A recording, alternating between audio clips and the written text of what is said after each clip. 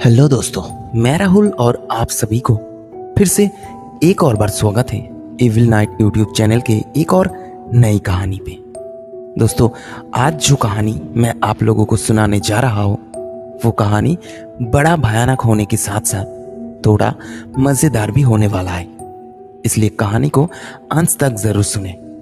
दोस्तों, आप में से जो लोग अभी तक हमारे चैनल को सब्सक्राइब नहीं किए उनसे मेरा अनुरोध है कि जल्दी से हमारे चैनल को सब्सक्राइब कर दीजिए और साइड वाले बेल आइकन को प्रेस करके ऑल कर दीजिए।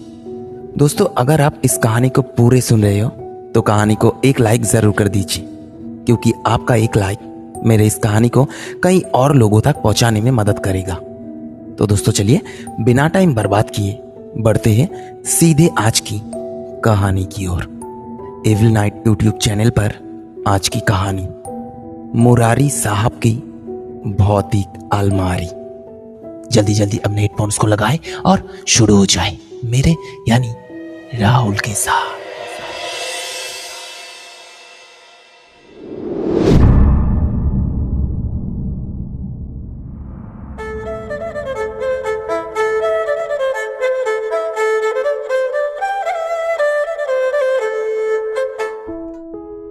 नहीं, ज्यादा पुरानी बात नहीं, कुछ ही साल पहले की घटना है ये। दोस्तों, हमारे इस मुरारी साहब को एक बार एक अलमारी खरीदने की जरूरत पड़ी थी। अब बात यह है कि काठ का अलमारी उन्हें पसंद नहीं आता, इसलिए उन्होंने सोचा कि उन्होंने एक स्टील का अलमारी खरीदेगा। मुरारी साहब के दोस्तों ने उन्हें बताया कि एक अच्छी ब्रांड की स्टील की अलमारी खरीदने में पैसा बहुत ही ज्यादा लगेगा। इससे अच्छा होगा कि अगर मुरारी साहब चीना बाजार में जाकर नीलाम हो गया है ऐसा कोई अलमारी ढूंढकर खरीदे तो इससे पैसा भी थोड़ा बच जाएगा और सामान भी अच्छा मिलेगा। मुरारी साहब को यह बात बहुत ही पसंद आया। दोस्तों से ही पता चला कि उस चीना बाजार में चैंग चुंग फू नाम की एक कंपनी है जहां ऐसा नीलामी कारोबार होता है और हर हफ्ते सिर्फ रविवार को ही ये नीलामी कारोबार की जाती है। तो एक दिन रविवार सुबह सुबह मुरारी साहब सीधा जाकर हाजिर हो गए उस चैंग चुंग फू कंपनी के दुकान में। दुकान कई तरह की पुरानी सामानों से एकदम भरा हुआ है। उनमें से ढूंढ ढूंढ के दुकान के एकदम कोने में रखा था एक ग्रे कलर का अलमारी। हाँ, वही अलमारी मुरारी साहब को पसंद आया। काफी बड़े साइज की अलमारी, एक शीशा भी लगा हुआ है उसमें। मुरारी साहब को उस अलमारी के सामने खड़े रहते हुए देखकर दुकान के एक चीना कर्मचारी ने मुरारी साहब से पूछा, साहब ये अलमारी पसंद आया? मुरारी साहब ने सर हिलाकर जवाब दिया, हाँ पसंद आया। तो उस चीना कर्मचारी ने मुरारी साहब को बताया, साहब अलमारी जब पसंद आ ही गया तो बड़े साहब को जाकर बताइए, थोड़ा कुछ पैसा देंगे तो ये अलमारी आपका हो जाएगा साहब। कर्मचारी की बात सुनकर मुरारी साहब ने ताज्जुब होकर कहा, क्यों, ये नीलामी सामान नहीं है क्या? तो उस कर्मचारी ने कहा, नहीं साहब, इस अलमारी को नीलाम में नहीं बेचा जाएगा, इसलिए ही तो इसे दुकान के एक कोने में रखा गया है। मुरारी साहब ने सोचा, हाँ ठीक कहा इसने, इसलिए इस अलमारी को सारे सामानों से अलग करके यहाँ रखा गया है और शायद इसीलिए इसके आसपास कोई आ भी नहीं रहा। अब तो बड़ी मुश्किल की बात हो गई। अगर नीलामी सामान नहीं होगा तो दुकानदार इसका दाम ज्यादा भी मांग सकता है। इससे तो दुकान से नया अलमारी खरीदना ही अच्छा होगा। मुरारी साहब ने कहा, नहीं भाई, इसे रहने दीजिए, मुझे ये अलमारी नहीं लेना है। नीलामी सामान जहाँ है आप मुझे वहाँ ले चलिए। इस बार उस कर्मचारी ने मुरारी साहब के एकदम करीब आकर बहुत धीर आवाज में कहा, साहब, मेरा कहना माने तो इस अलमारी को आप खरीद लीजिए साहब। मैं कहता हूँ आपको, ये बहुत ही अच्छा माल है साहब। ऐसा अलमारी पूरे बाजार में आपको कहीं नहीं मिलेगा। बड़े साहब को जाकर बताइए, बहुत सस्ते में हो जाएगा साहब। मुरारी साहब और भी ताज्जुब हो गए। उन्हें लगा शायद जरूर कुछ ना कुछ गड़बड़ है इसमें। इस बार मुरारी साहब ने उस कर्मचारी को कहा, अच्छा ठीक है, पहले आप एक बार खोलिए तो इस अलमारी को। उस कर्मचारी ने अपने जेब से चाबी निकलकर उस अलमारी को खोलते ही बहुत जोर से एक आवाज हुआ। ऐसा ही आवाज कि आसपास के सभी लोग सबके सब चौंक गए। उस कर्मचारी ने अजीब तरीके से मुस्कुराते हुए कहा, मत घबराइए साहब, अच्छी चीज की यही तो खासियत है। चोर डाकू खोलते ही आपको पता चल जाएगा और साथ साथ पकड़ा भी जाएगा। अलमारी की दरवाजा खोलने के बाद मुरारी साहब आश्चर्य होकर उस अलमारी को देखने लगे। वैसे खाली अलमारी को देखना क्या है? फिर भी मुरारी साहब खामोश होकर उस अलमारी के अंदर क्या देख रहा था, ये तो मुरारी साहब को ही पता है। अलमारी की दरवाजा खोलने के कारण उस भयानक आवाज होने के बाद भी पता नहीं क्यों वही अलमारी मुरारी साहब को पसंद आया। बल्कि सिर्फ पसंद आया इतना कहना कम होगा, एक तरह जिद चढ़ गया मुरारी साहब को कि जितना भी पैसा क्यों ना लगे, अगर खरीदना हो तो उस अलमारी को ही मुरारी साहब खरीदेगा। उस कर्मचारी ने कहा, पसंद आया ना, क्यों नहीं आएगा? चलिए अब आपको बड़े साहब के पास लेके चलते हैं। लेकिन अलमारी की दरवाजा बंद करने की समय कोई आवाज नहीं हुआ। अरे ये तो अजीब अलमारी है। मुरारी साहब को अच्छा लगा। खोलने की समय भयानक आवाज हो रहा है, पर इसमें बुरा क्या है? बल्कि ये तो अच्छी बात है।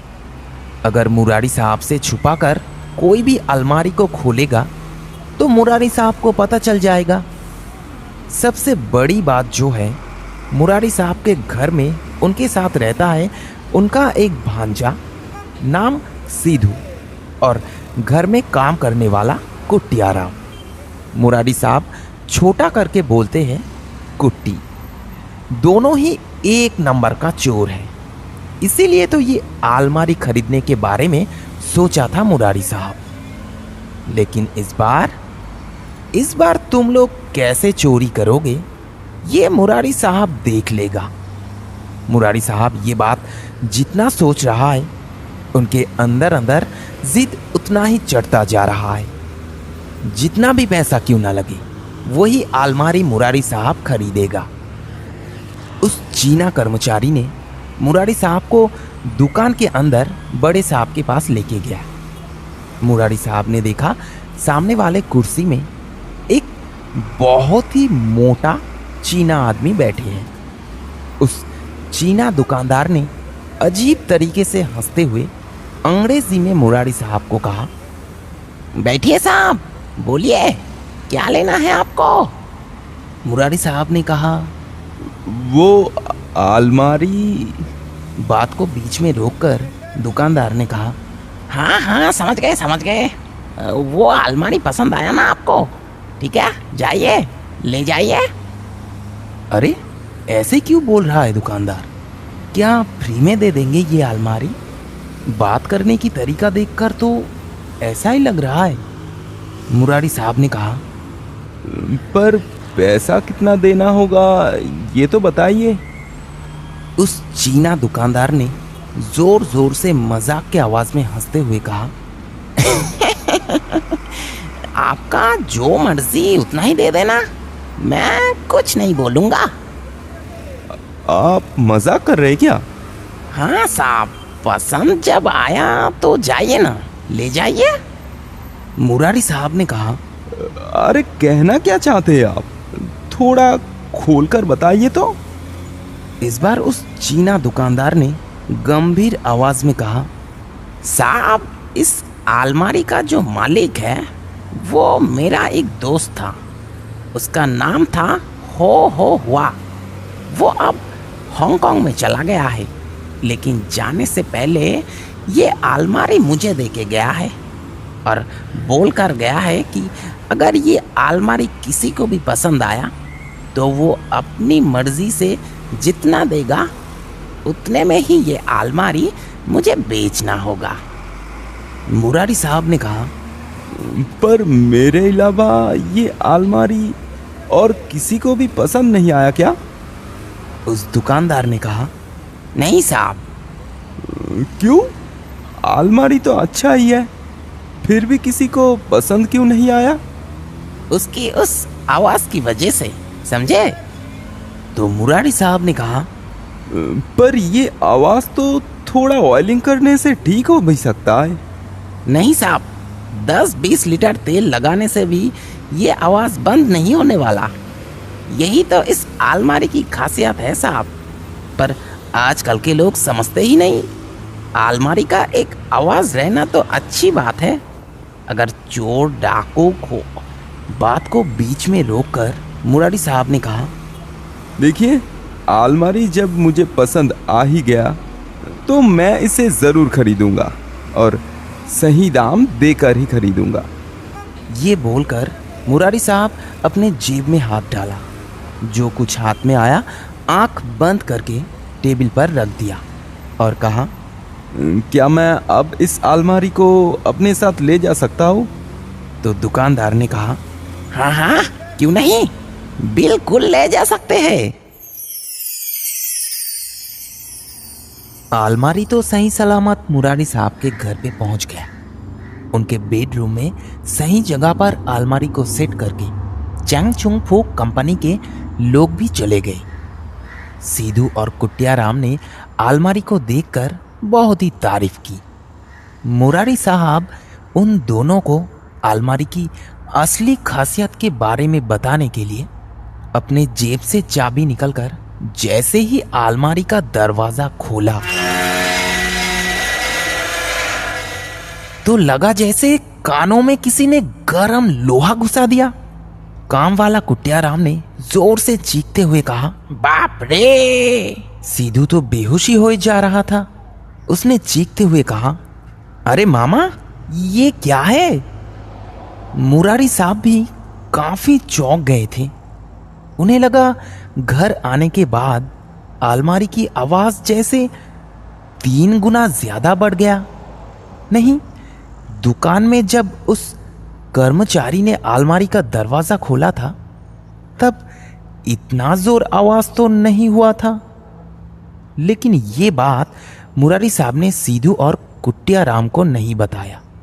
सीधू ने कहा, अरे मामा इसे ऑयलिंग करना होगा, वरना सारे फ्लैट के लोग पुलिस में कंप्लेन कर देंगे हमारे खिलाफ। मुरारी साहब ने चीखते हुए कहा, क्यों?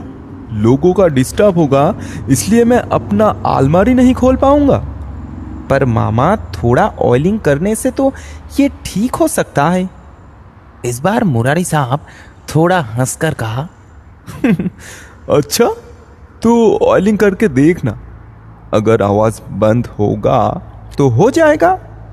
सीधू दौड़ता हुआ किचन से तेल लेकर आया और अलमारी के दरवाजे पे अच्छे से लगाकर दरवाजा बंद कर दिया और कहा, देखा मामा, और कोई आवाज नहीं है। मुरारी साहब धीरे धीरे हंसते हुए कहा, अब फिर से एक बार खोल तो अलमारी को। और सीधू ने जैसे ही अलमारी का दरवाजा खींचा सबको लगा जैसे फिर से कानों में किसी ने गरम लोहा घुसा दिया। इस बार का आवाज और भी जोर से हुआ, जैसे घर के अंदर प्लेन घुस गया हो। आसपास के सारे फ्लैट के लोग चीखने चिल्लाने लगे। देखते देखते रास्ते पे कई लोग इकट्ठा हो गए। सबको लगने लगा एकदम ऊपर के घर की छात टूट गया है। कुछ लोगों ने चीखते हुए कहा, अरे fire brigade, police police. Murari साहब तो एकदम चुप, पूरा काठ का पुतला बन गया। मुंह से एक भी आवाज नहीं निकल रहा। हाँ, असली बात अब समझ में आया मुरारी साहब को। इसीलिए चैंग चुंग फू कंपनी ये अलमारी उन्हें इतने कम पैसों में दिया है। दूसरी तरफ बाहर के सभी लोग काफी आश्चर्य हो गए। नहीं तो कहीं पे कोई छात टूटकर नहीं गिरा, तो ये आवाज कहां से आया? एक फ्लैट के लोग दूसरे फ्लैट में जाकर पूछने लगे कि ये आवाज आया कहां से। कुछ लोग मुरारी साहब के घर पे भी आए, पर चालाक कुटिया राम उनको दरवाजे से ही भगा दिया। कहा, ऊपर से प्लेन जा रहा था, उसका ये आवाज होगा शायद। इस अद्भुत अलमारी को खरीदकर मुरारी साहब पड़ गए बड़े मुश्किल में। किसी काम पे भी नहीं आ रहा। अगर अंदर कुछ रखना हो तो खोलना होगा, और जैसा समझ में आ रहा, जितनी बार उसका दरवाजा खोला जाएगा उतनी बार उसका आवाज और भी बढ़ती जाएगी। पहली बार से दूसरी बार की आवाज 3 गुना ज्यादा बढ़ गया। दूसरी बार से तीसरी बार और भी 3 गुना। अब अगर चौथा बार उस अलमारी का दरवाजा खोला तो पता नहीं कैसा प्रलय आ जाएगा। इसलिए मुरारी साहब उस अलमारी को और नहीं खोला। पर एक काम हो रहा है। उस अलमारी के दरवाजे पर एक बड़े साइज की शीशा लगा हुआ है, और मुरारी साहब हर सुबह उस शीशे के सामने खड़े होकर अपना दाढ़ी कमाता है। इतने दिनों से मुरारी साहब को ऐसा ही लगता था कि उनका चेहरा दिखने में बहुत ही बुरा है। नाक दबा हुआ है, मुंह के हिसाब से आंखें कुछ ज्यादा ही बड़ी है, और शरीर भी बहुत ही पतला सा है। पर अब उस शीशे के सामने खड़े होकर मुरारी साहब जब खुद को देखते हैं, तब उनको यकीन ही नहीं होता कि उनको दिखने में सच में इतना सुंदर है। एक बार मुरारी साहब ने सोचा था कि उस अलमारी को दुकान में वापस लौटा देंगे, लेकिन सिर्फ उस शीशे के लिए रख दिया। एक दिन रात को सोने से पहले रोज की तरह मुरारी साहब शीशे के सामने खड़े होकर खुद को देख रहा था। अचानक चौंकते हुए देखा, शीशे में दिखाई दे रहा है उनके ठीक पीछे एक अंग्रेज साहब खड़ा है। मुरारी साहब झट से पीछे मुड़कर देखा, लेकिन ताज्जुब बात है, अंग्रेज साहब क्यों? उनके पीछे तो कोई खड़ा नहीं है। शायद मुरारी साहब को देखने में कुछ भूल होगा। मुरारी साहब फिर से शीशे की ओर देखा, और देखते ही फिर से चौंक गया। हां, ठीक उनके पीछे एक चीना अंग्रेज साहब खड़े हैं, और धीरे धीरे हंसते हुए ठीक मुरारी साहब को ही देख रहा है। डर के मारे मुरारी साहब के हाथ पैर कांपने लगे। ये तो आश्चर्यजनक भौतिक घटना है। मुरारी साहब हमेशा एक बहादुर और जिद्दी आदमी है, पर घटना देखकर उनका भी शरीर का सारा खून जम गया। मुरारी साहब दोनों हाथ से अपनी आंखें बंद कर ली और कांपते हुए बिस्तर पर आकर बैठ गए। ऐसे थोड़ी देर तक बैठने के बाद खुद को थोड़ा संभल कर सोचा, नहीं, उन्हें जरूर देखने में कोई भूल हुआ होगा। इंसान को कभी कभार ऐसा हेलुसिनेशन होता है। ये एक बीमार है, कहीं उन्हें भी ऐसा ही कोई बीमार तो नहीं हुआ? लेकिन क्यों? उन्हें ऐसा बीमार क्यों होगा? उनका शरीर तो बिल्कुल ठीक है, सर में कोई दर्द नहीं है, नींद भी अच्छे से होता है और भूख भी ठीक से लगता है। मुरारी साहब एक बार फिर से साहस करके शीशे के सामने जाकर खड़ा हुआ और उसके बाद शीशे की ओर आंख उठाया। बाप रे, इस बार तो और भी ज्यादा भयानक। मुरारी साहब ने देखा, इस बार उनके पीछे खड़ा हुआ उस चीना अंग्रेज साहब का गला कटा हुआ है और गले से खून भी निकल रहा है। लेकिन फिर भी अंग्रेज साहब धीरे धीरे हंसते हुए ठीक मुरारी साहब को ही देख रहा है। इस बार मुरारी साहब और खुद को संभाल नहीं पाया, बहुत जोर से चिल्लाते हुए कहने लगा, खून खून खून।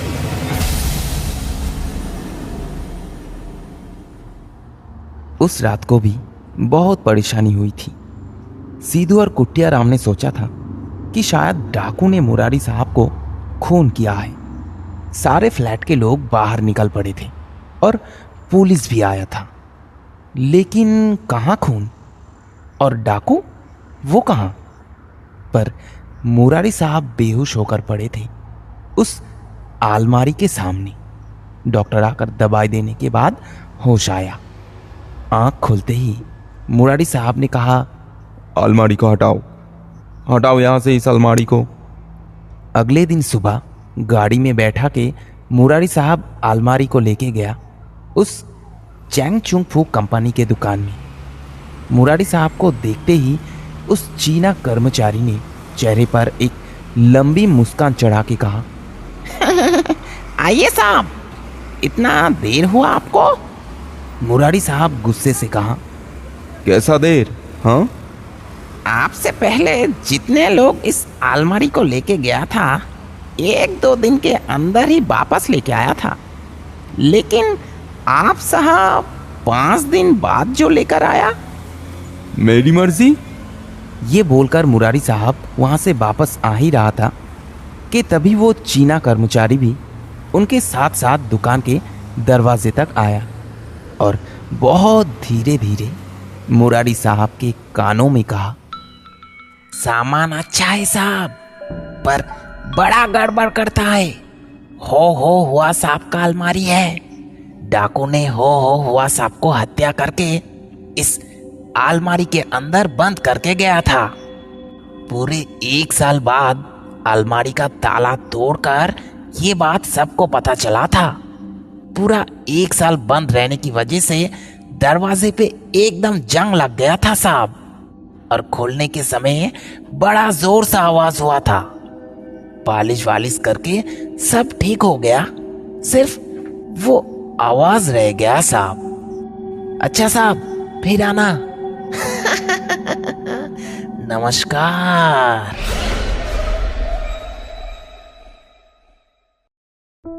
नमस्कार दोस्तों, मैं राहुल और आप सुन रहे थे एविल नाइट यूट्यूब चैनल पर आज की कहानी मुरारी साहब की भौतिक अलमारी। दोस्तों, अगर कहानी अच्छा लगा तो एक लाइक जरूर कर देना, क्योंकि आपका एक लाइक मेरे इस कहानी को कई और लोगों तक पहुंचाने में मदद करेगा। और अगर अभी तक आपने हमारे इस चैनल को सब्सक्राइब नहीं किए तो प्लीज चैनल को सब्सक्राइब करके साइड वाले बेल आइकन को ऑल कर दीजिए, क्योंकि आपका सपोर्ट हमें सबसे ज्यादा जरूरी है। तो दोस्तों, चलिए आज के लिए यहीं पे खत्म करते हैं, फिर आएंगे आपके लिए ऐसा ही एक और नई कहानी लेकर।